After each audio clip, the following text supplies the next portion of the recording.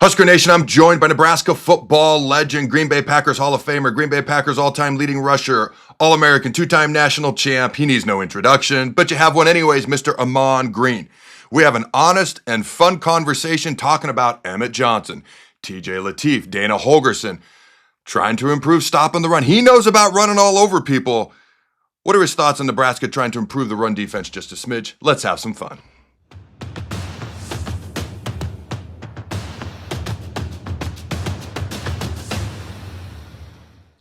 Welcome to the Carriker Chronicles, the People Show. Checking the pulse of Husker Nation, brought to you by DPS Concrete Construction. Check them out at dpsconstruction.net. Also, carrikerchronicles.com.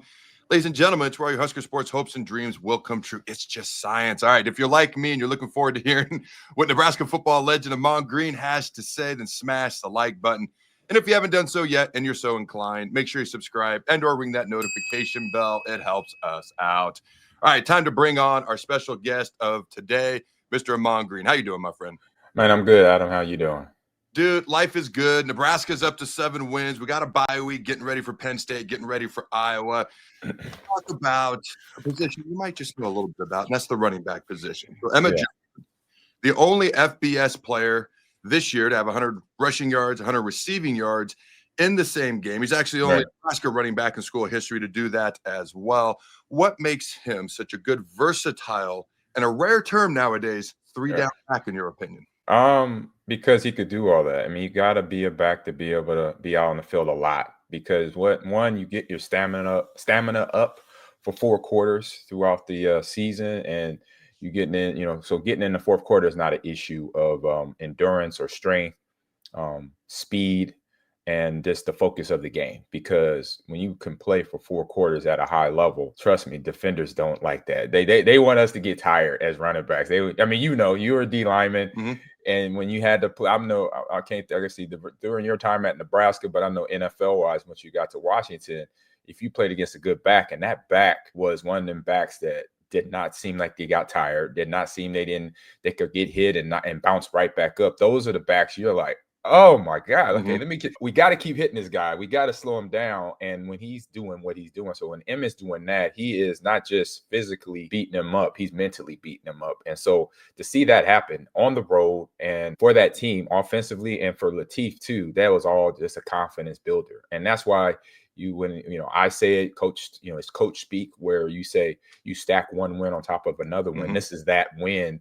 You stack it up from both sides of the ball, offense and defense. You saw the confidence just grow, going on the road, playing a team, that is a highly talented team. Even though they're having a down season, they still get talked about a lot in terms of UCLA. And then week before against USC as well, we went to their place and went blow for blow. And we had the last knockout blow. That right there shows where the process of Matt Rhule and his coaching staff, Dana Holgorsen getting added late last season, is now coming into play. I remember talking about the Huskers earlier this season, knowing this stretch of game that, if they came out of this 1-1 or, a certain record, great, because at the time we didn't know Penn State this was going to happen to them. But now this Penn State and this Iowa game is just another stacking block. It was going to be anyway. It's going to be on a different side potentially of I say learning experience, but still got to come play, because this Penn State still has the players there.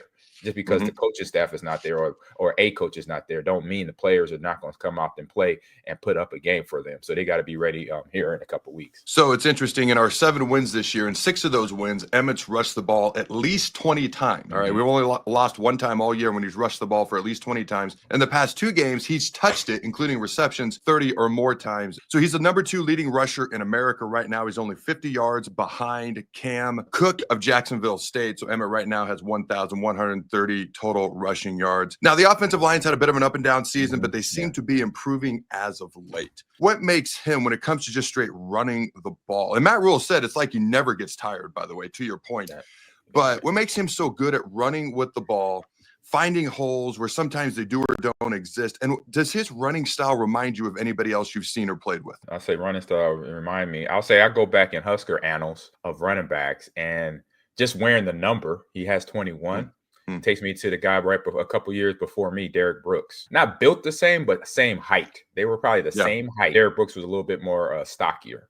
But just seeing that number 21, red and white. That's the first person that popped in my head, and was a guy that was physical, could catch the ball, could run the ball. He got drafted to the Saints and played there for a few years. So his ability to run the ball with such, I call it like violence and anger towards the defense. Like, talk to me about having that type of running style. I've been watching him develop in the last couple of years. I say since his first year running the ball for the Huskers, it's gotten better to a point to where he's learning how to finish through the plays, get his feet going. Because I would see, something I learned once I got to the NFL. Fortunate enough, I had the, All-American offensive line, so I didn't have to worry about if my feet stopped to then go again.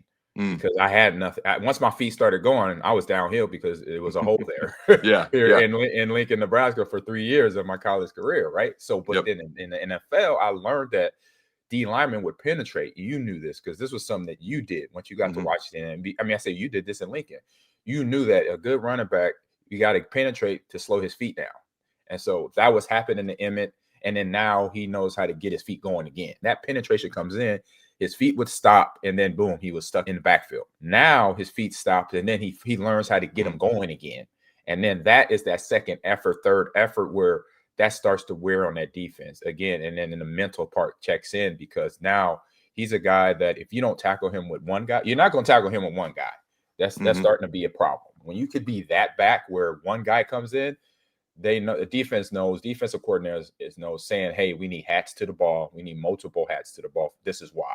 Watch this. He runs over a linebacker. He gets out of an arm tackle of a defensive lineman. Those things are happening consistently for Lateef, for TJ. He's making the pass game a lot easier too, because then it filters over to that. And then obviously Dana could pick and choose any offensive play he wants to run, because he knows he has weapons for Lateef to throw the ball from the tight end position over to the running back and the wide receiver. So it makes it real easy to call plays. All right, quick answer here, because I'm starting to see things about this here and there.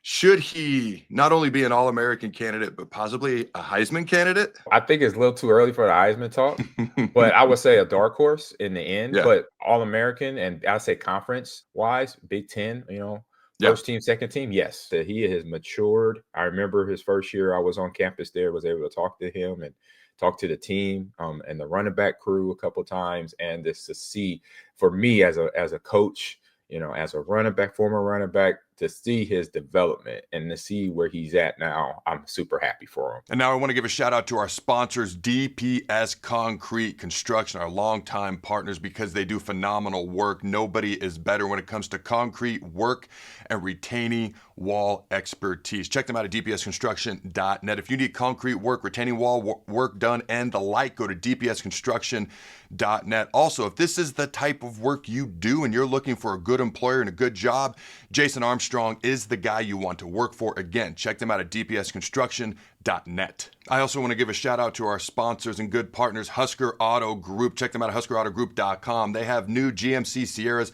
at 20% off of MSRP.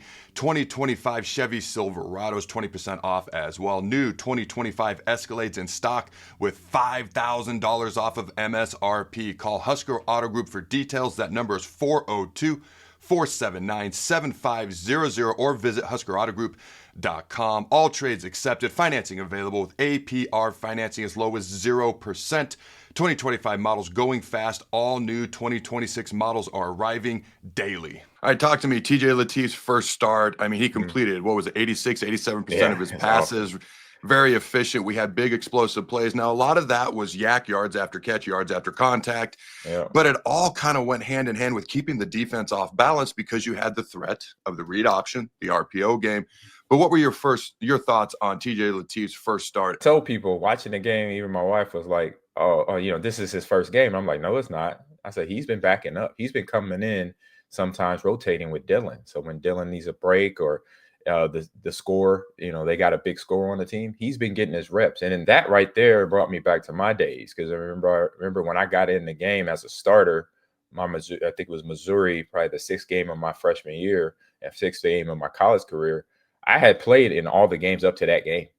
I had the opportunity to get the ball in my hand, face top defenses in the Big Eight, and run against them, score touchdowns, things like that. So it was nothing unfamiliar to me. And so for TJ, same thing. He had played in a few games earlier this season. He came in, rotated a few snaps, and those snaps, oh my God, when you're a young guy and you're like trying to get the feel of your game, those early snaps is like triple and double the confidence builders, because regardless of how good you do, the one thing you don't have on your back is, oh, I'm in, I don't have to go win the game. You're just in to get reps and to wear the team out or whatever, because the game is pretty much won.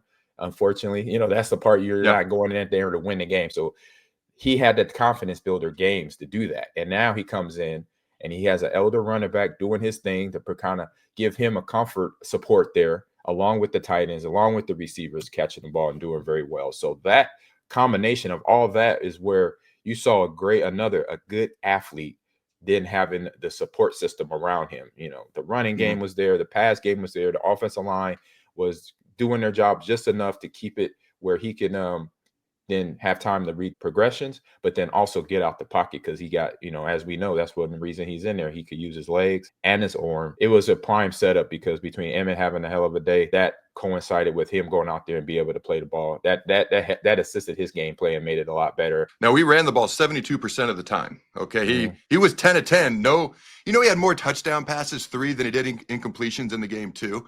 We had only thrown the ball 10 times. He was 10 of 10 going into the fourth quarter. Nice. We got a bye week. Then we got Penn State on the road in their house. It's going to be senior day. In your mind, when it comes to TJ Lateef specifically, what is a natural, realistic expectation for progression as far as his play, hopefully in the next game when we play at Penn State? It should be another game where he and that offense is going to have to, obviously play clean football. It starts with Dana Holgorsen, and play calling and what they work on these next couple of weeks, giving TJ the plays that he's comfortable with. Because Penn State, they got an experienced defense. Remember, regardless of Coach Franklin not being there, those players are still there that got to the college playoff last year. So it's a good solid defense. It's just, are they going to be aligned? Are they being focused? Right. That's going to be the biggest thing for Penn State. Getting TJ ready is going to be all about basically sticking to the fundamentals. You're bouncing off this game film from UCLA. And seeing, what was the great, wins and on these, where was the win plays? What was the plays that was the best plays, right? But then now finding plays that he really likes to run. Same with Emmett. Emmett, what's your favorite plays? I know you like this play. Let me know these plays, because then as Dana is a coordinator, he could then coordinate what plays are the favorite of his quarterback and his running back, and even some of his receivers, Dane Key, for example, and Barney. Find out their favorite plays, route running plays, the reverses that they do, the RPOs that they do, because then you want to keep that defense honest. You don't want to have them fill the box with 8 or 9 guys to stop try to stop Emmett, because then they want to make Lateef win the game, or vice versa, where they're going to put 8 guys in coverage in zones and then do odd blitzes with the defensive line and linebackers to keep Lateef from trying to throw the ball a lot. So they're going to try to do that because they have a veteran defense themselves. So that's going to be the interesting part for them. And then it's going to be all at the end, a learning lesson. And to go on the road now, again, back to back for Lateef, that's going to be another thing this is going to be another education. But then also you come out with a win, then it's a great, I say it's more of a memory, and from a memory standpoint, it's a positive thing. But if you don't, but it's a learning lesson all in the same, because remember, this is a good team no matter what, regardless of who's leading the team out there. I don't even want to bring this up because it didn't go very well last time we talked about this, or I talked about it, but Nebraska has a second chance to get back-to-back road wins for the first time since 2006. There, I said it. I won't bring it up again before the Penn State game. Okay. Hey, no superstition stuff here. No, man. we got confidence. We rolling, okay? All right, I like it. I'm with you. So you talked about play calling. You talked about Dana Holgorsen. What did you think of his play calling, his game plan that he had for UCLA, and how similar or how different after a bye week do you think it will be going into Penn State? I say for his game plan, I thought it worked good because you had a good athlete. I say you had good athletes on UCLA defense. Good means a physical athlete if he's a defender, right? And then most of this roster is a California roster. These kids from Northern California, Southern California that come on and become a starter. So these are those dudes. These guys are really good athletes because the whole state of California is a very competitive state at the high school level. We already know this. And then you have some Texas, you throw in some Texas athletes that are on that roster. And so they got a good team. It is now, they had the head coach fired a month ago or 2 months ago. So they're going through the same thing Penn State is going through, but it's still a team. As you saw that game, when I turned off the game, it was 21-7.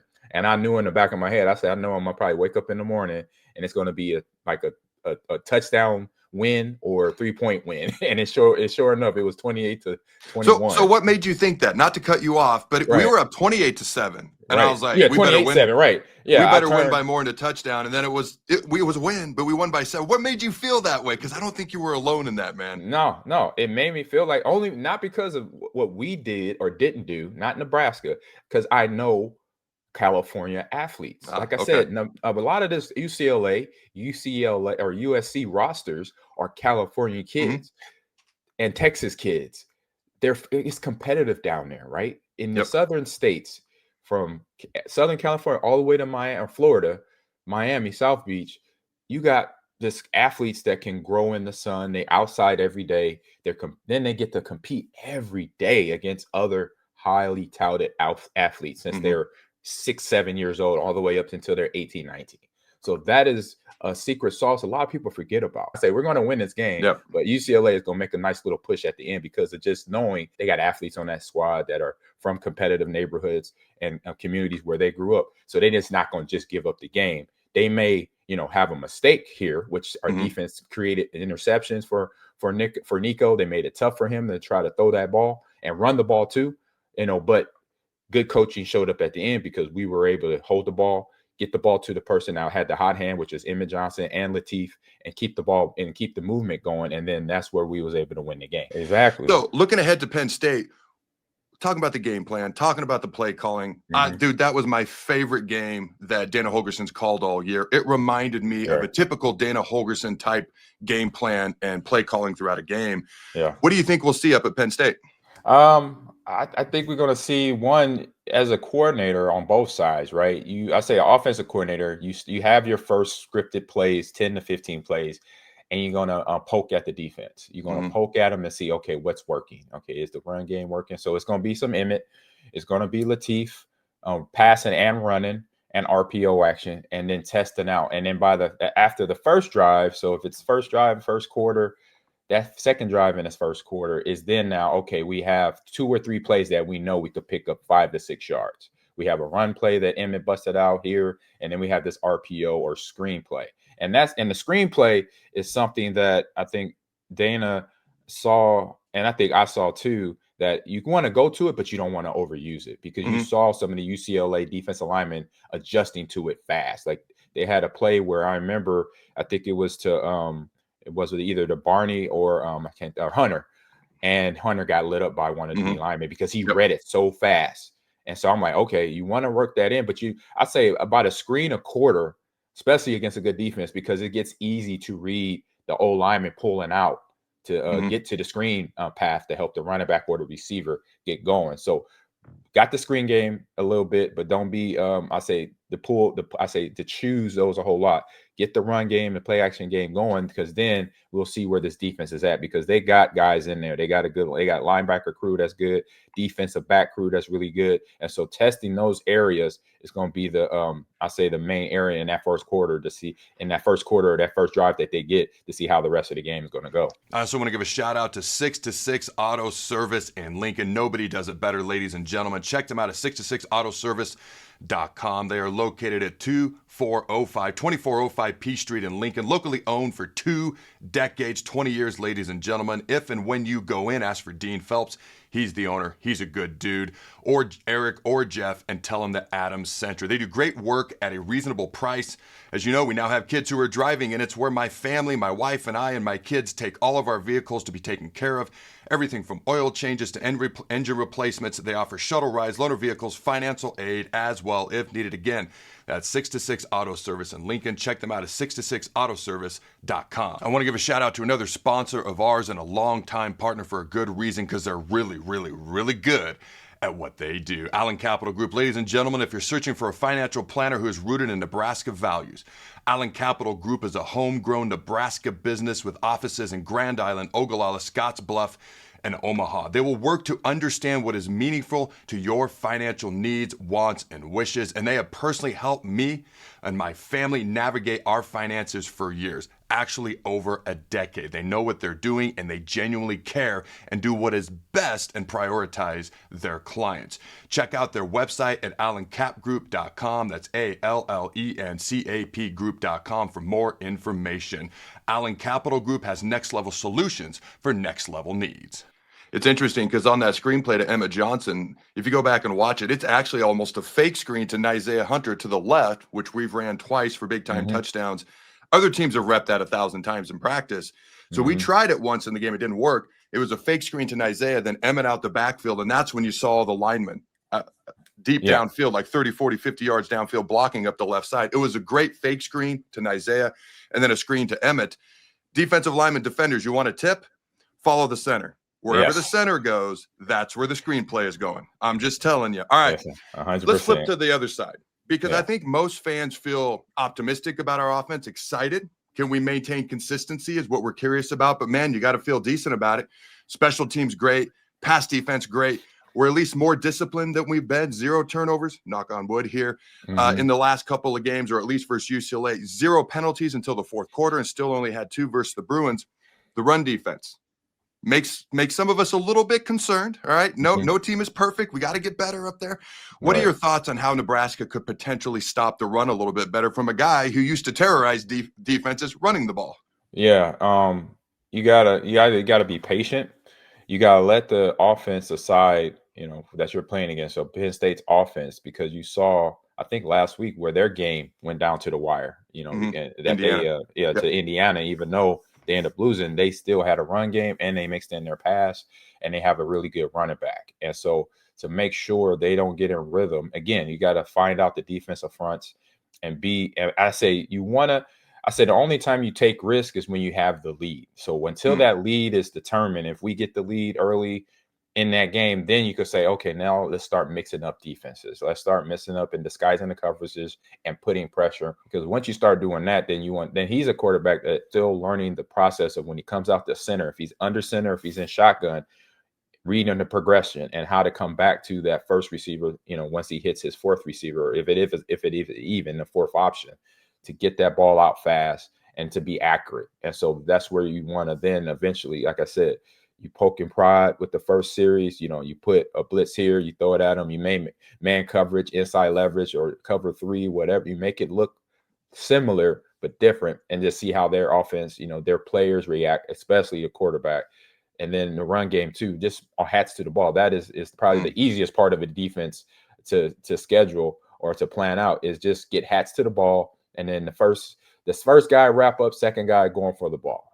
That's the idea there. I used to hear that from my defenders when I was practicing against you guys all the time. And so having that understanding, and that's just fundamental football. Just have that fundamental football where it's hats to the ball to the running game, especially to a running back who's not going to go down in the first try. He's similar to Emmett. He's an older back too, and he's a little bit bigger and taller back than Emmett. So he's not going to go down on the first person coming to attack. So hats to the ball to slow him down, because if you don't, that's where the receivers for Penn State can then have a game, and then we're going to have a fight out there on the football field, which we're going to expect anyway, going out to Penn State.